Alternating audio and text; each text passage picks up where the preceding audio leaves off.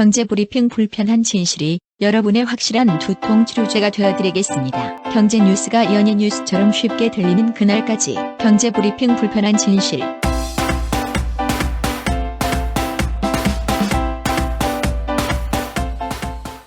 경제브리핑 불편한 진실 8월 18일 순서 시작하겠습니다. 박 PD는 허언증 놀이라는 얘기 들어보셨어요? 허언증은 아는데 허언증 놀이는 처음 들어보는데요. 뭐 여러분들 알고 계시겠지만 자신이 거짓말을 하고 그걸 그대로 믿어버리는 병 또는 증상을 허언증이라고 하잖아요. 예. 근데 처음에는 허구임을 알면서 거짓말을 했지만 시간이 지날수록 이 거짓말 내용을 사실 아닐까? 이렇게 받아들인다는 거예요. 그래서 허언증 놀이는요, 실제 허언증 환자들이 아닌 20대에서 30대 중심으로 농담 섞인 거짓말을 하고 그것을 재치 있게 받아치는 웹사이트상의 일종의 놀이다, 이렇게 전하고 있어요. 이 내용은 한국일보가 전한 내용이거든요. 웹사이트 상의 놀이. 다행이네요. 이게 오프라인 상의 놀이가 아니라서. 대충 이런 얘기를 해요. 편의점 갔다 오다가 목성이 떨어져 있길래 얼른 주웠어. 처음엔 그게 돌인 줄 알았는데 혹시나 하늘을 보니 목성 자리가 비어있더라. 아마 대기권에서 타서 많이 작아진 것 같아. 얼른 냉장고에 넣어놨는데 행성을 주워본 적이 있는 사람은 어떻게 해야 되는지 좀 알려줘. 이런 얘기 들으면 어떤 생각이 들까? 얘는 SF 소설을 너무 많이 봤구나. 근데 재미난 것은 이런 얘기를 써서 올리잖아요. 그러면 댓글들이 야, 너 왜 이런 말도 안 되는 거짓말해? 이게 아니라 이런 식으로 반응한다는 거예요. 그거 아이스박스에 넣어놓으면 냉동 효과 최고입니다. 목성 지구로 가져오면 터져요. 대기권에서 다 타버렸어야 되는데 시간 팽창으로 아직은 괜찮은 듯하니 빨리 제자리로 돌려놓으세요. 목성의 비밀을 들킬 것을 우려한 나사에서 목성을 축소해 가져온 것이라 생각됩니다. 112에 전화 주시면 신속히 수거해 가겠습니다. 네. 이런 댓글들이 올라온다는 거야. 또 맞장구를 잘 쳐주네요. 그렇죠. 한국일보가 전한 내용에 따르면요, 이런 허언증 놀이가 시작된 게 조금 됐네요. 올해 1월부터 온라인 커뮤니티 가운데 DC 인사이드라고 있죠. 네. 여기 갤러리에 허언증 갤러리 이런 게 생겨났다는 거예요. 처음에는 그냥 진짜 말도 안 되는 이런 얘기들만 올라왔었는데 사람들이 요게 반응을 하기 시작해요. 이걸 보고 아까처럼 댓글로 막 맞받아 치는 거야. 그러면서 이 허언증 갤러리가 단박에 인기 갤러리로 딱 수직 상승을 했대요. 게다가 이 허언증 갤러리에 올라왔던 허언들이 아니면 또 댓글들이 그냥 거기서만 머무는 게 아니라 페이스북이나 트위터를 타고 급격하게 확산되기 시작했다는 거야. 이거 혹시 작년에 넥슨의 한 임원의 딸이 하버드랑 예일이었나요? 두 군데 대학 동시 합격했다. 이래서 화제가 됐었는데 알고 봤더니 허언증 환자였잖아. 그렇죠. 그때부터 유행이 된 게 아닐까 싶은데요. 그럴 수도 있을 것 같아요. 또 한국일보가 전한 거에 따르면요, 이런 허언증도 있대요. 세계 5대 난제를 순식간에 풀고 그것도 모자라서 공간의 비밀도 풀릴까봐 걱정하고 있다. 이런 고민을 허언증 갤러리에 올려놓는다는 거예요. 또 요즘 주가를 올리고 있는 아이돌 멤버 중에 설영과 혜리 있잖아요. 둘이서 자기한테 자꾸 데이트하자. 이렇게 졸라서 너무 피곤하다. 이런 내용도 올라온대. 나도 그래. 꿈에서. 이제 보니까 박 PD가 허언증 갤러리 매니아 아니에요? 저는 꿈에서. 그런데 한국일보에 따르면요, 이런 허언증 갤러리 같은 이런 게 과거에도 있었대요. 과거에도 남을 속인다는 짜릿함과 과시욕을 엿볼 수 있는 글들이 꾸준히 있어 왔잖아요. 그렇죠. 낚시주의 써놓고선 나 설현이랑 사겨 뭐 이런 식으로 쓰는 애들이 있었잖아. 아이고, 그리고 우리 선조 중에도 한 분 계셨잖아. 봉이 김선달. 그러니까 말이에요. 그런데 재미난 것은 그런 것은 막 각계 전투식으로 여러 군데에서 했었었는데 여기서 그런 거짓말들, 허언증들을 풀어놔라. 이렇게 허언증 갤러리처럼 거짓말의 장을 아예 열어놓는 장소가 생긴 사례는 이번이 처음이라는 거야. 그래서 왜 이런 장소까지 생겨났을까? 이거에 대해서 이런 해석이 있습니다. 한 정신과 의사는요, 노력하면 잘 될 수 있다는 희망이 있는 사회에서는 젊은이들이 헛된 꿈을 꾸는데 시간을 소모하지 않지만 요즘은 그런 믿음이 없는 현실에 절망한 젊은 세대가 허언증 놀이에 빠져들고 있다. 이렇게 해석을 하더라고요. 그러면 이 현실을 풍자하고 해악을 한다. 그런 거군요. 그렇죠. 조선시대 후기에 바당극이 서민들한테 꽤 인기를 끌었잖아요. 양반들을 풍자하는 거였잖아. 네. 그게 허언증 갤러리로 현대 사회에서 변신한 게 아닌가 이런 생각도 들어요. 풍자를 아무렇게나 했다가는 잡혀갈 수도 있잖아. 네. 그러니까 허언증이라는 실드를 치고 하고 있지 않은가 이런 생각도 들고요. 아니 그 갤러리에 올라와 있는 허언증 사례를 보면은 현실 풍자라는 걸 바로 알 수가 있어요. 한번 들어보세요. 이번에 내가 노벨상을 수상하게 됐는데 혹시 노벨상이 9급 공무원 시험의 가산점으로 인정을 받을 수 있나요? 이런 겁니다. 말콤 글래드웰 세계적인 석학 아시죠? 1만 시간의 법칙. 이 글래드웰 이분이 경제브리핑 불편한 진실에 출연하기로 했어요. 오, 그래요? 그러면 우리 영어로 해야 되겠네? 영업해야죠. 우리도 광고 완판해야지. 이런 게 바로 허언증이죠.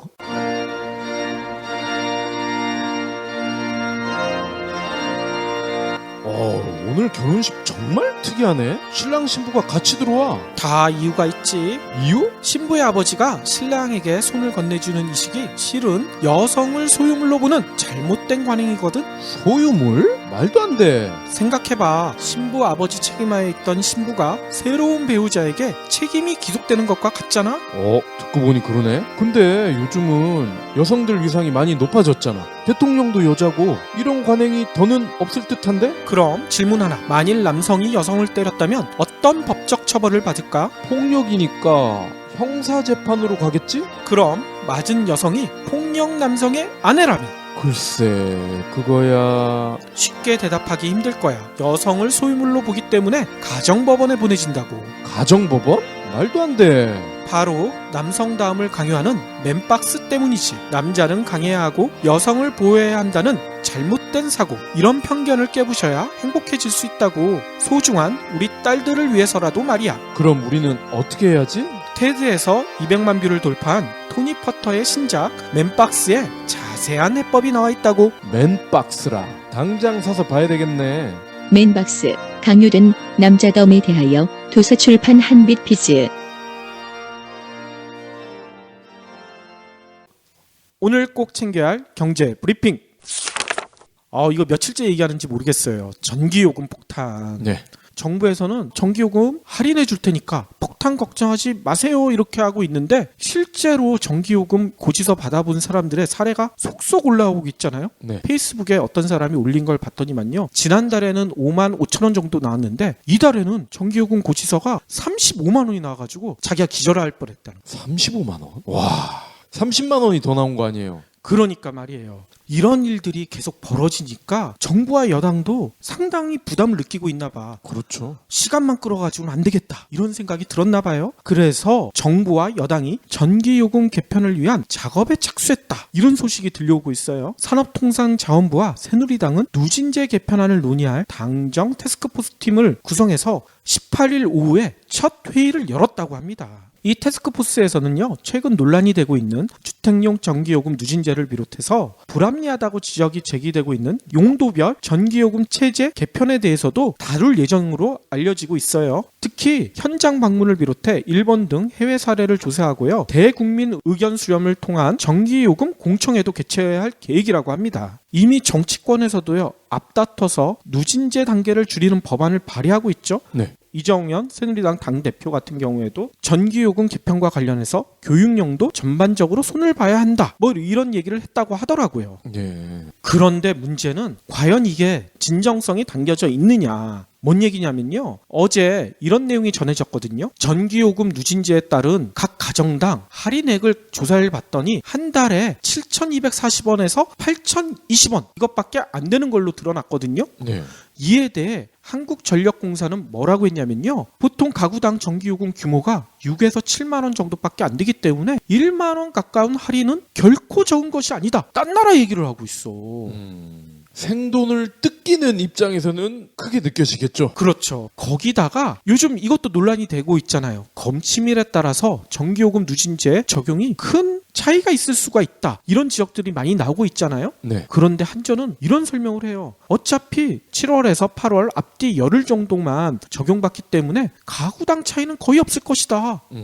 많을 것 같은데? 근데 얘네들은 이렇게 태평스러운 얘기만 하고 있어요. 그렇기 때문에 지금 정부와 여당에서 하고 있는 이런 개편안 과연 올해 안에 볼 수 있을지 아니면 이것도 시간 끌기의 하나의 작전이 아닐지 이런 걱정이 듭니다. 그리고 저는 또 개인적으로 안타까웠던 게 기업 전기 산업 전기는 왜 이렇게 싸냐? 이것도 지금 당장 뜯어 고쳐라. 민원이 막 들어오니까 정책 담당하시는 이제 공무원이 나와서 설명을 하더라고요. 근데 그분이 기업을 만약에 가정처럼 그렇게 바꾸려면은 아마도 요금 체계가 1000개는 넘어갈 것이다. 그거 언제 다 짜냐? 이렇게 변명을 하더라고요. 아니 요즘 알파고가 있는데 그걸 왜 못 짤까요? 의지만 있으면 충분히 할 수 있지. 그리고 그거를 사람이 다 한다고 해도 그런 거 하는 게 공무원 아니에요? 그렇죠. 그러니까 이 전기요금 폭탄과 누진제 개편안 이 내용을 보면서 저는 개그 콘서트의 유행어가 생각나. 나랑 장난 지금 하냐? 다음 소식입니다.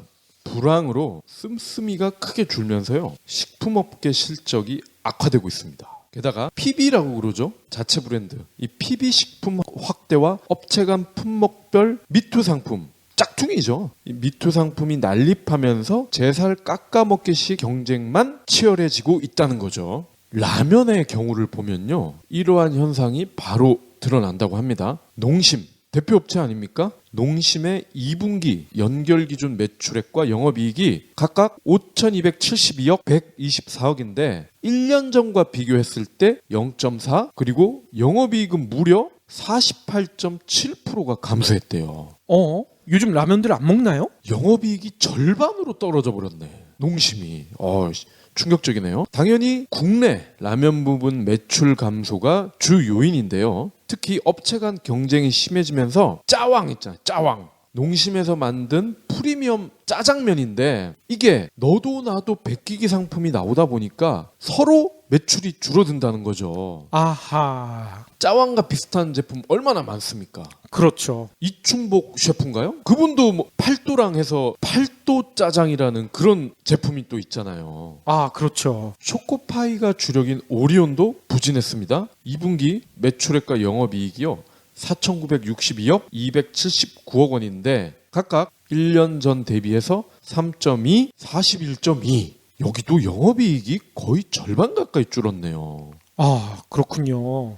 국내 그리고 중국 매출이 동반 부진했고요. 중국에서 판매 촉진비가 크게 늘어났다고 합니다. 아이스크림 간판 브랜드인 빙그레. 이 빙그레도 여름이 성수기인데도 우울하대. 아이스크림 안 먹나요? 여기도요. 2분기 매출액 영업이익을 보니까요. 3,967억 138억인데 1년 전과 비교했을 때 매출은 비슷한데 영업이익이 20%나 감소했습니다. 아이고. 그러니까 지금 말씀드린 간판 업체 그리고 제품들이 하나같이 짝퉁 브랜드, PB 브랜드 때문에 서로가 서로의 제사를 깎아먹는 그런 형태가 됐다는 거죠. 게다가 노동자들은 졸라맬 허리띠도 없기 때문에 이런 것들조차 못 사먹는 거 아닐까요? 그렇죠. 최근 서울시가 추진하고 있는 청년수당을 놓고 정부가 엄청나게 비판을 하고 있잖아요. 네. 그러면서 취업 성공 패키지 사업 이게 있는데 왜 서울시에선 이렇게 나서서 이런 걸 하냐. 정부에서는 이런 얘기들도 하고 있는데 문제는 정부가 얘기하고 있는 취업 성공 패키지 사업이 아주 부실하대. 취업 성공 패키지 취업자의 절반 이상이 1년도 되기 전에 퇴사하는 등 실질적인 구직 시장에서 성과가 거의 없는 것으로 나타났다고 합니다. 네. 취업 성공 패키지는요, 정부가 2009년부터 도입해서 실시하고 있는 직업 탐색 프로그램이거든요. 취업 상담에서부터 직업 훈련, 취업 알선, 이렇게 구직 전 과정을 지원한대요. 그런데 한국일보가 조사한 바에 따르면요, 2014년 기준 취업 성공 패키지를 통해서 취업한 청년이 43,000여 명 정도 되는데 그중 1년 이상 고용을 유지한 비율이 45.5%밖에 안 돼. 절반 이상이 1년도 되기 전에 다 관뒀다는 거예요. 게다가 월 150만 원 이상 임금을 받는 청년도 46.7%밖에 안 된대요. 정부에서 추진하고 있는 취업 성공 패키지를 통해서 취업이 됐는데 월 150만 원도 못 받아? 그러면 알바해야 될 거 아니에요? 그리고요. 제가 최근에 지인으로부터 충격적인 얘기를 또 들었어요. 공공기관에 그동안은 인턴들 취업을 시켰지 않습니까? 정부에서 통계 좋게 만들려고. 근데 그게 2년이었는데 올해부터는 그게 1년으로 또 바뀌었다는 거야. 아하. 그러면 1년이면은 2년보다 절반이 짧아진다. 그 얘기는 통계에서도 그들에 한해서는 이게 2배 이상 부풀릴 수가 있다는 거죠. 그러겠네요. 아무튼 한국일보가 지적한 거에 따르면요. 왜 이렇게 취업 성공 패키지가 부실하냐. 여기에 참가했던 이들이 이런 지적을 한대요. 마케팅 관련 일을 하고 싶었는데 교육 프로그램 자체가 없었대요. 네. 그래서 그나마 관심 분야가 비슷한 기획 관련 교육 프로그램을 받으려고 했는데 이게 대구에서만 진행되고 있다는 거야. 서울 사람인데 그럼 대구까지 가야 된다는 얘기 아니에요? 그렇죠. 게다가 상담사의 태도도 문제가 많다고 합니다. 뭔 얘기냐면 마케팅 관련 프로그램도 없고 관련 업종의 신입초봉도 낮은 편이다. 상담사가 이런 말만 한다는 거야. 아예 기를 확 죽여버리는 거지. 그러니 여성은 이 상담받으신 분이 여성이었나 봐요. 여성은 30세가 넘으면 취업이 어려우니까 일단 취업한 후에 연봉을 올리는 게 현실적이다. 이런 상담을 해줬대요. 이게 무슨 상담이야. 이 상담사는 월급 받을 거 아니야. 그렇죠. 그래서 그런가 지난해 12월 서울연구원이 취업 성공 패키지에 참여했던 구직자들 대상으로 설문조사를 해봤거든요. 취업 성공 패키지가 취업에 도움이 됐느냐? 됐다는 응답이 39%밖에 안 된대. 불만족한 이유로는요. 취업 능력 향상 미흡이 48.6%로 가장 많았고요. 교육 훈련 과정 단순함이 43.2%. 뭐 이런 식이라는 거예요. 근데 이에 대해 고용부 관계자는 어떤 해명을 내놨는 줄 아세요? 민간 위탁기업 평가 지표에서 취업률 40%, 장기 군속률 20%, 월급 150만 원 이상, 좋은 일자리 20%를 반영해 취업생들에게 양질의 서비스를 받을 수 있도록 노력하고 있다. 이렇게 설명을 했거든요. 근데 너무 이상하지 않아요? 월급 150만 원 이상이 양질의 일자리예요? 고용부가 봤을 때는 양질인가 보죠. 아웃도어 한때는 열풍이 불었었잖아요. 국민복이라고도 했잖아. 네. 그런데 이 아웃도어의 인기가 완전히 식었다는 겁니다. 그래요? 오늘 삼성 패션 연구소 그리고 관련 업계에 따르면요. 아웃도어 시장 규모가 2013년까지 거의 매년 1조 원 이상이 커졌대요. 그래서 2013년에 정점이었을 때 6조 5,500억 원. 이야, 장난 아니네. 굉장히 크죠. 그리고 국내 아웃도어 시장에 진입한 브랜드만도 100여 개가 넘었다는 겁니다. 그러니까 진짜 별의별 브랜드가 다 있더라고요. 실제로 빅5 아웃도어 브랜드 연간 매출액은요 1조에 가까웠어요. 1조에. 직원들에게 수천만 원씩 성과급을 지급을 했고요. 그리고 백화점 상품 기획자 중에서도요 아웃도어 담당자 승진이 가장 빨랐대. 어허. 근데 2014년을 기점으로 꺾이기 시작을 했습니다. 그러다가 작년 규모가요 7조 4천억 원이었는데 이게 2014년보다 밑도는 수준이래. 이야. 빅3 아웃도어 브랜드를 한번 살펴보겠습니다. 노스페이스, 블랙야크, K2인데 금감원 전자공시를 보면요. 노스페이스를 서비스하는 영원 아웃도어 작년 매출과 영업이익이요. 전년 대비해서 각각 28.5%, 44% 감소했어요. 블랙야크 역시 작년 매출이 5,017억 원에 그쳤고요. 한때 1조 원 육박한다고 했었는데 거의 반타작이 났죠? K2도 3,600억 원대로 내려앉았어요. 아니, 이렇게 아웃도어 시장이 갑자기 접는 이유가 뭘까요? 일단 등산복 구매 소비자가 급격히 줄었다고 합니다. 거기다가 방금 라면 사례와 좀 비슷한 것 같아요. 신생 브랜드와 수입 브랜드가 너무 난립을 하다 보니 가격 경쟁이 굉장히 심해졌어요. 아하. 재고떨이를 위해서 가격 할인 이벤트를 거의 매달 했을 정도거든요. 그리고 이런 브랜드 들어보셨을 겁니다. 살로몬, 휠라 아웃도어. 얘네들은요. 아예 사업을 접어버렸어.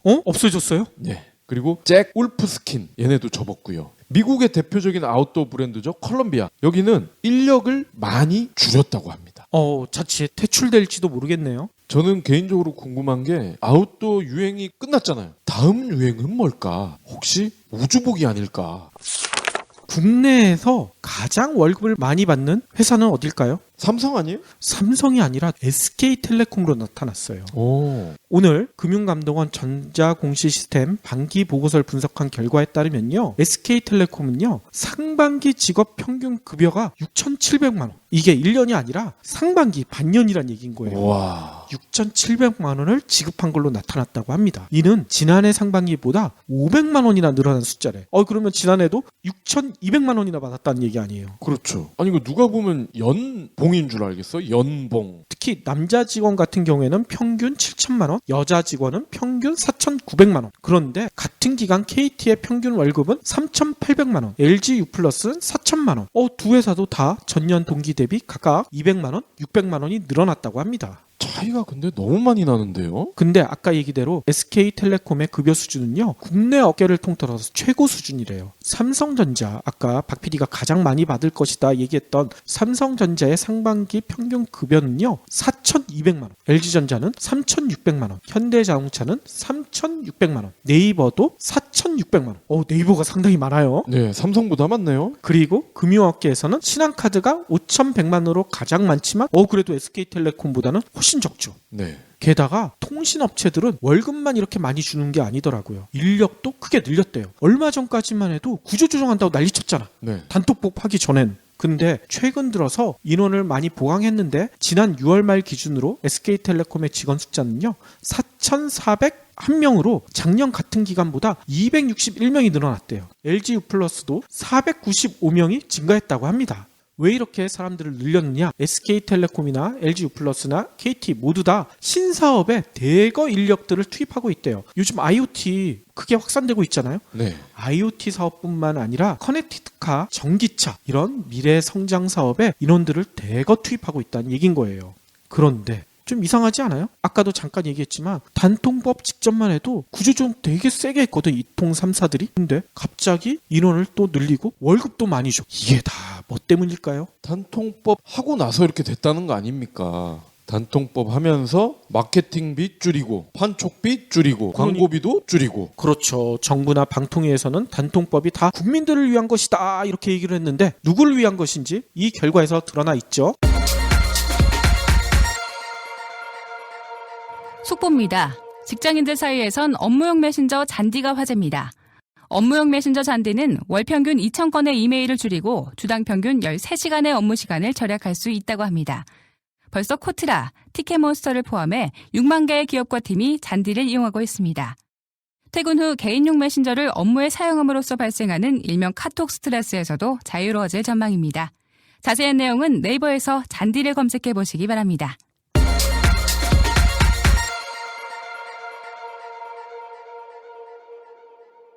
그러면 오늘의 섹션 자동차 이야기를 할 텐데요. 오늘은 어떤 재미난 이야기를 해주실 거예요? 일단 국내에서 승객이 가장 많은 시내버스가 어느 지역에 몇 번일까요? 제가 타는 은평구 지역의 702번 아닐까요? 은평구는 밀도가 떨어지는 곳이잖아. 거기도 베드타운으로 사람들 많이 사는데. 경기 부천에 88번이라고 합니다. 경기 부천에 88번이요? 예. 그러면 이 버스는 어디에서 어디까지 가는 거예요? 부천에 대장동이라는 데가 있대요. 동네 이름이 아주 멋있네요. 대장.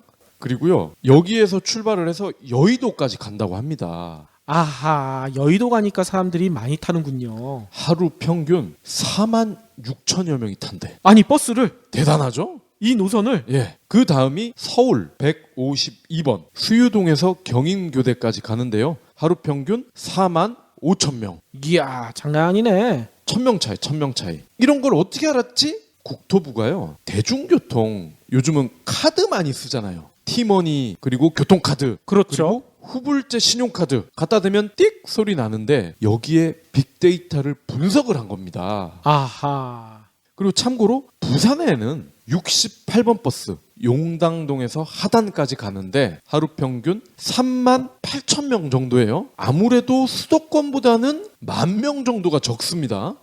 그렇군요. 네. 인천은 어떤가요? 인천은 8번 버스 인천대 공대에서 송내역까지 가는데 3만 3천 명. 오호. 대구는 726번 7곡에서 남도버스라는 정류장까지 가는 버스를 말하는 것 같습니다. 그리고 광주는요 7번 송암공단에서 살레시오고. 대전은 311번 대한통운에서 사정공원. 이거 우리 동네니까 제가 잘 알지. 사정공원.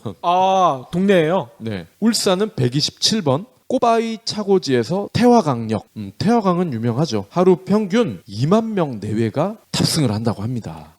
그렇군요. 아니, 그러면 예. 버스 노선은 이런데 버스 정류장 가운데에서도 가장 많이 이용하는 곳 뭐 이런 자료가 있나요? 있습니다. 1위가요. 제가 종종 가는 곳이에요. 수원역 AK 플라자 정류장이네요. 거기가 제일 많아요? 예, 하루 평균 34,200명. 와, 장난 아니네. 네. 2위는요. 서울의 사당역 정류장입니다.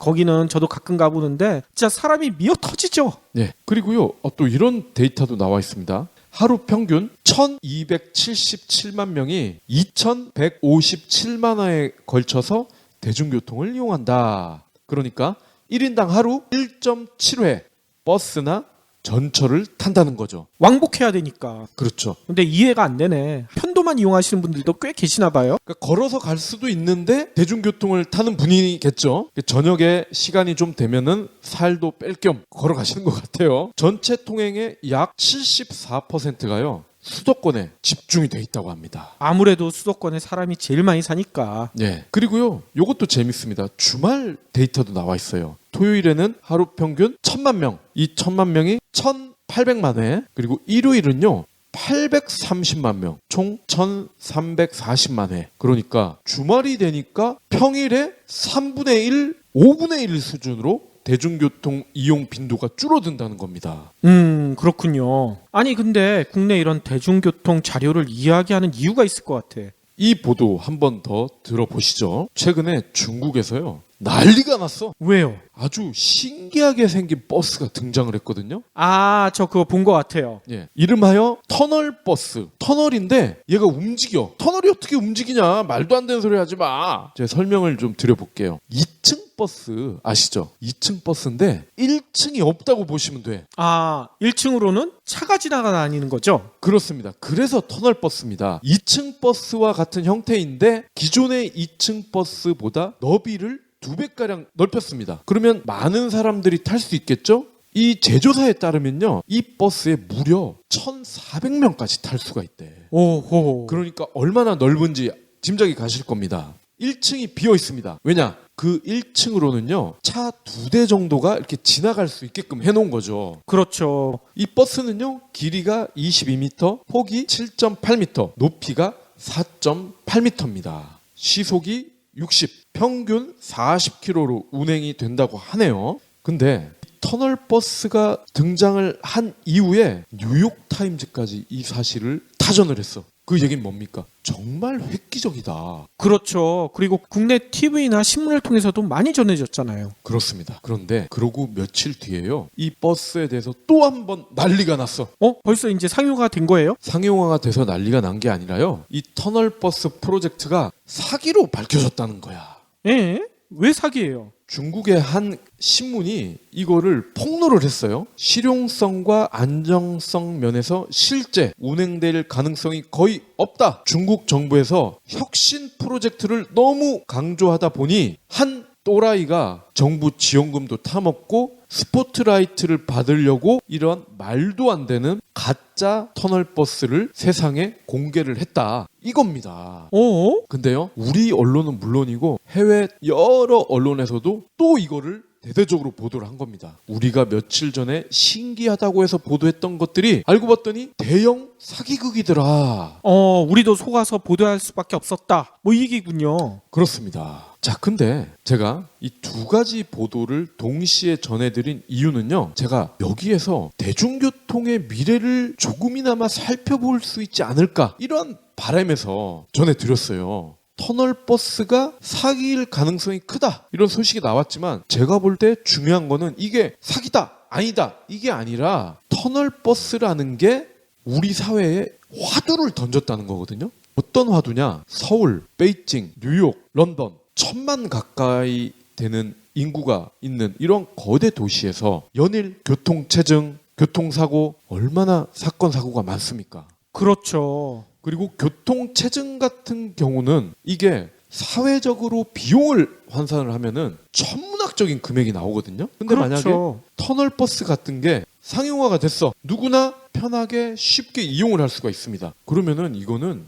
획기적인 일이 되는 거예요. 그러니까요. 도로가 갑자기 2배로 늘어나는 거 아니야. 노드라는 단어가 있습니다. 노드. 통신, 컴퓨터, 토목. 이러한 쪽에서 두루 쓰이거든요. 도로망의 경우에 교차점, 인터체인지, 철도망의 경우에는 스테이션, 역이죠, 역. 이를 의미하는 거거든요. 그리고 노드 사이를 잇는 선을 링크라고 하죠. 그리고 이 노드와 링크의 집합을 통틀어서 네트워크라고 합니다. 이 네트워크라는 표현은 우리가 컴퓨터나 통신 쪽에서 주로 쓰고 있죠. 그런데 만약에 제가 지금 소개한 이용률이 높은 버스, 이거를 링크라고 하고 많은 사람들이 이용하는 정류장을 노드라고 본다면 교통 네트워크가 컴퓨터 프로그램처럼 이론상으로는 완벽하게 구축이 되는 거 아닙니까? 그렇죠. 여기에 링크 역할을 하는 버스가 터널 버스로 바뀐다면 이 전체 네트워크의 가치, 총합, 이게 더욱 증가할 겁니다. 그러니까 이러한 서울, 베이징과 같은 거대 도시에 사는 시민들이 교통정체, 그리고 시간 낭비, 연료 낭비, 사회적 비용을 최소화하면서 일상을 즐길 수가 있다는 겁니다. 당연히 베이징과 같은 곳에서는 매연 신부가 결혼 사진을 찍는데 마스크를 쓰고 사진을 찍잖아. 그렇죠. 이러한 말도 안 되는 일을 상당 부분 줄일 수가 있다는 겁니다. 아니 근데 그게 베이징만의 일이 아니잖아요. 그렇죠. 우리나라도 지금 미세먼지 때문에 난리가 나고 있는데 이런 터널버스 같은 획기적인 교통체계가 들어온다면 이런 미세먼지 그냥 해결할 수 있지 않을까요? 그렇습니다. 네트워크의 가치가 커지면 일단 교통 이용자들이 굉장히 편해질 겁니다. 그죠? 그리고 저는 이거에 대한 기대가 굉장히 커요. 집값이 곤두박질 거라는 거죠.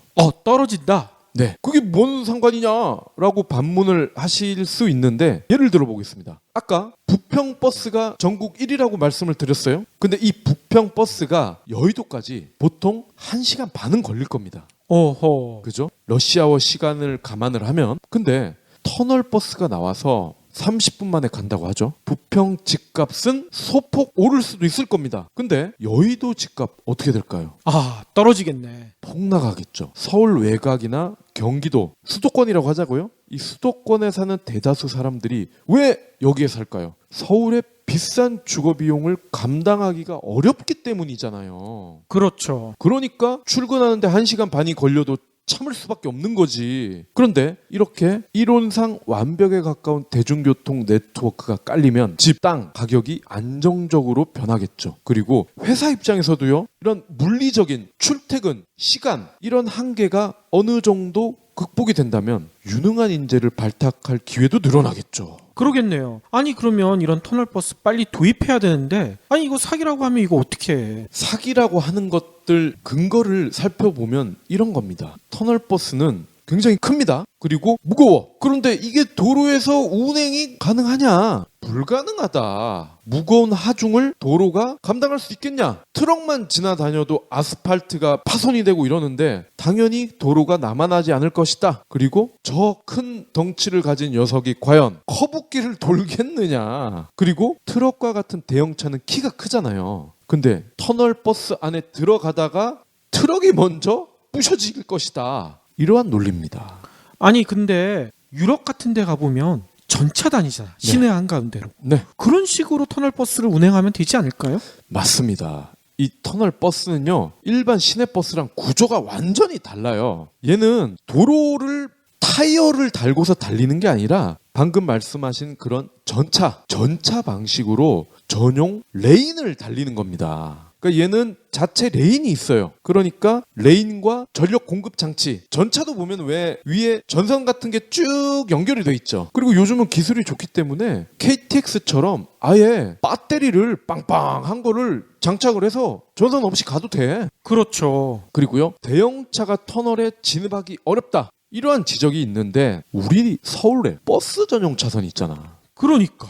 버스 전용 차선 살펴보면요. 중앙선을 사이로 이렇게 나란히 이어지는 경우가 적지 않죠? 그러니까 터널버스는 아까 차 2대가 밑으로 지나갈 정도의 간격을 가진 큰 차라고 말씀을 드렸어요. 그러면 이거 중앙선 끼고 있는 버스 전용 차선에 얘만 달릴 수 있는 레인을 깔아주면 돼. 그러니까 뭐 해결책 맞네. 당연히 트럭은 졸음운전을 하지 않는 이상은 버스 전용 차선에 들어갈 이유가 없죠. 그죠? 서울과 같이 버스 전용 차선을 도입한 나라가 많이 있잖아. 그러니까 중국에서 기발하다고 해서 나온 이 터널버스라는 아이디어가 어느 나라에서도 가능하다는 겁니다. 그렇죠. 그리고요, 이도저도 다 마음에 안 들어. 그러면요, 그래도 방법이 있어. 앞으로 만드는 신도시나 뉴타운에 터널버스 운행을 최적화하는 방식으로 교통 네트워크를 설계를 하면 돼요. 그렇죠. 세종시 같은 게 또 생기지 않겠어요? 은평 뉴타운 같은 게 또 생길 거란 말이죠. 현대차, 한국GM, 자동차 제조사 입장에서도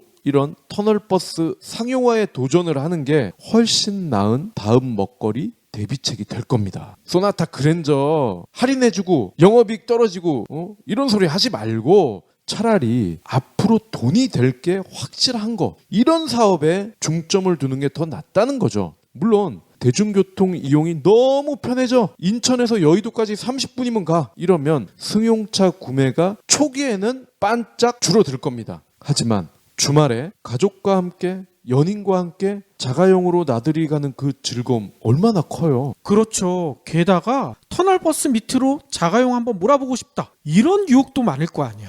그러니까 승용차가 판매가 줄어들 것이다. 이런 걱정 안 해도 된다는 겁니다. 마지막으로, 그러면 왜 기존 언론들은 이 중국의 터널버스 사기극이다, 자기네들이 자체로 이렇게 사기라고 결정을 내린 걸까요? 저는 집값 하락, 자동차 판매 감소 이런 걸 알아서 우려를 하지 않았을까, 그렇게 생각을 하거든요. 그렇죠. 거기다가 저는 이런 의심도 들어요. 만약 터널버스 아이디어가 미국이나 영국, 프랑스 같은 선진국에서 나왔었으면 이런 사기극이다 이런 얘기까지는 안 붙었을 텐데 중국은 뭐든지 하나 적고 보는 그런 경향들이 많잖아. 그래서 이 중국의 터널버스도 사기극이라고 이렇게 매도하는 게 아닌가 이런 생각도 들거든요. 설사 사기라 할지라도 그 아이디어를 우리가 알고 있잖아요. 그죠? 비행기가 처음부터 인정을 받았나요? 처음에는 아니죠. 다들 사기라고 그랬지. 그렇죠. 저게 무슨 비행기야? 몇 미터 날지도 못하는데 라이트 형제가 아무리 노력을 해도 그게 안 됐었는데 결국은 몇 년간 노력을 해서 진짜 비행기를 만들어냈잖아. 스마트폰도 마찬가지죠?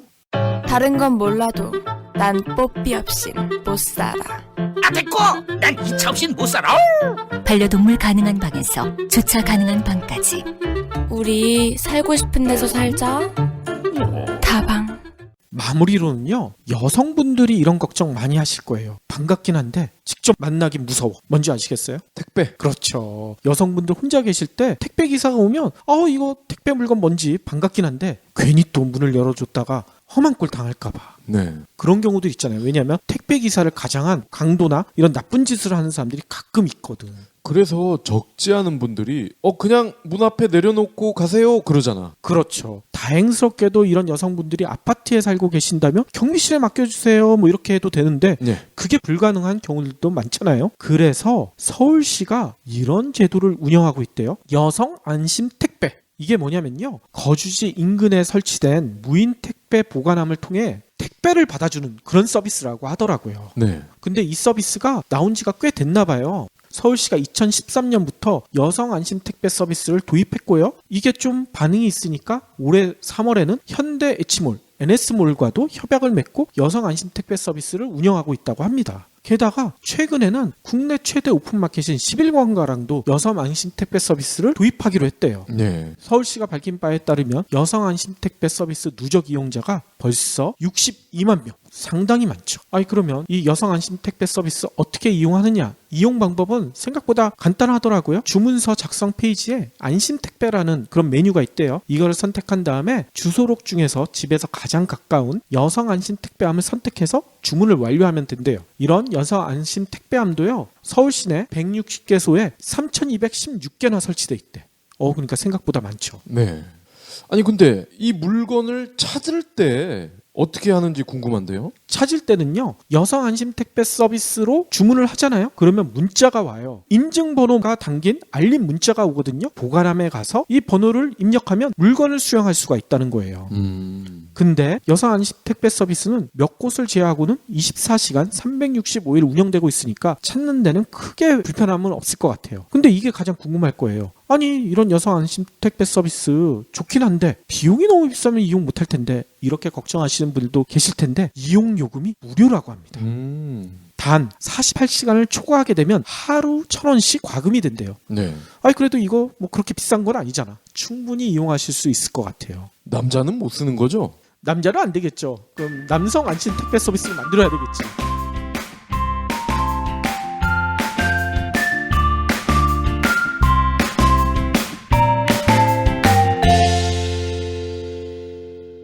경제브리핑 불편한 진실 완주해주셔서 감사합니다. 하트 2척, 댓글 남기기, 계좌 후원 등 다양한 방법으로 힘을 보태주세요. 계좌 정보는 경제브리핑 팟빵 공지 코너에 있습니다.